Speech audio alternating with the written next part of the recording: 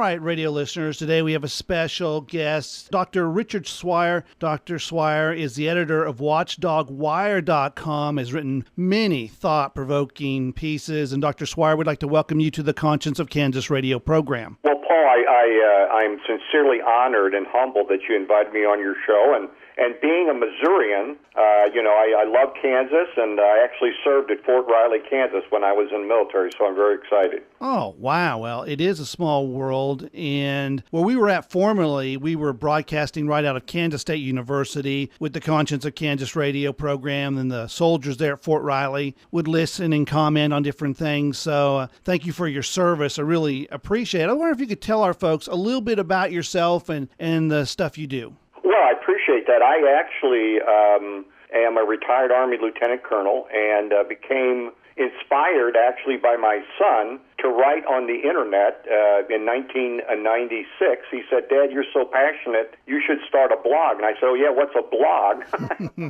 And he said, "Well, there's a new company out there called Google, and you can create a blog on it for free." And my career from there took a turn for the good, and most recently I was recruited by the Franklin Center for Government and Public Integrity to be the editor for WatchdogWire.com in the great state of Florida. So I spend all my time dealing with local government and waste, fraud, and abuse, local, regional, and state government dealing with waste, fraud, and abuse. Well, we certainly need people to be on top of that. When we look at, of course, what comes down through Washington, we see that they're professionals at all three of those. But, it's interesting. I've been following your writing, and I talked to you just a little bit before we came on the air. I wanted to talk a little bit today on a powerful piece that you wrote talking about the peace symbol. And I've got here in our studios for our video a picture of what is typically the peace symbol. You can go into Walmart, you can go into almost any shop, and you can find this symbol, what's called the peace symbol, what's recognized and sort of accepted today as the symbol of peace. Talk a little bit about this article and the origins of this symbol that I think will just shock a lot of people. Well, I think what inspired me to do it is I saw young children coming out of our public schools here in Florida, and they were wearing T-shirts that are actually issued by the school with the peace symbol on it.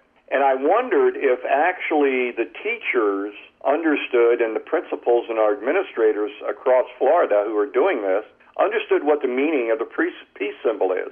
And in fact, if you look at it historically, which I would hope that our teachers and our administrators and educators, not only in Florida, but of course across the United States, would look at the history. And the history is very clear. It is an anti-Semitic, anti-Christian, and anti-American symbol. Now, many people wonder, how in the world could that end up on my grandchild's or my child's T-shirt? Or, you can go into any number of jewelry stores and popular clothing, particularly for young children, and you will see this symbol. And I wrote a column. I was so interested in that because I understood. I grew up during the quote-unquote peace movement. I was in the military at the time, and I understood and studied what the peace movement was all about. And, of course, the peace symbol dates back to Nero. Probably everybody knows who Nero was, and it's actually known as the Nero Cross, or the broken Jew, or the broken cross. And for Christians and Jews alike, it is a anti-Semitic, anti-Christian symbol. Obviously, the inverted cross has also been used by a number of black metal bands, heavy metal music lyric bands. But during World War II, the peace symbol was used by one of Hitler's divisions, actually the 3rd Panzer Division, which existed from 1941 to 1945. And then, of course, finally, it was picked up in England by an artist named Gerald Herbert Holton, who was creating what is now known as the peace symbol in 1958. And really, it's not a peace symbol. It is about nuclear disarmament. The symbol itself combines the naval semaphore code for the letters N and D, which means nuclear disarmament. Now, fast forward to today under the current administration. The current administration is unilaterally disarming. The president has actually reduced our nuclear arsenal by half, And should he be reelected, the intent is to get down to zero. Yeah. While everyone else, including Iran and Pakistan has 100 warheads, Russia has thousands of warheads, China has thousands of warheads. So it is the fulfillment, if you will, it's the full circle of the peace symbol under this particular president that we would, in fact, disarm unilaterally and leave ourselves open to who knows what in the future. So it kind of comes around. What goes around comes around. So the actual intent, and by the way, the peace movement was funded in large part by the KGB under the former Soviet Union and remains a powerful symbol even today, but I believe it's a very negative symbol. And I think once people understand that and understand what it really means, they would have second thoughts about buying their children this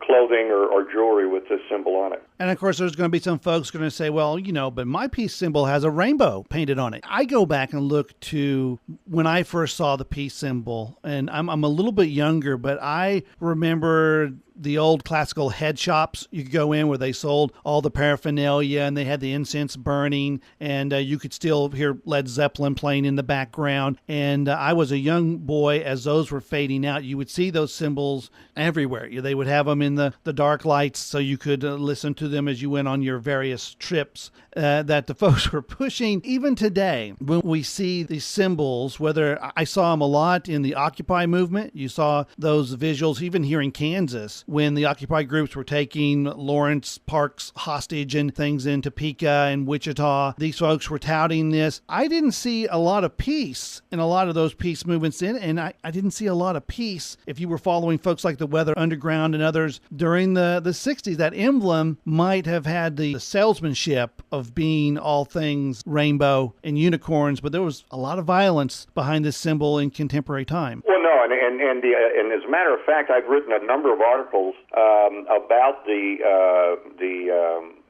Occupy movement. There's actually a great video out done by Breitbart, Occupy Unmasked. And if you look at who is recruiting for the Occupy movement, it's really the new SDS. It's the new Students for a Democratic Society. They have not gone away.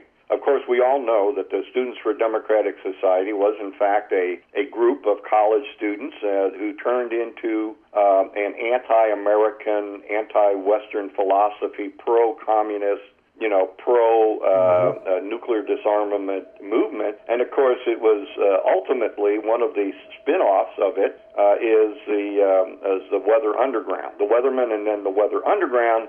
And, of course, we know Bill Ayers and Andrea Doran, who are good friends of President Obama,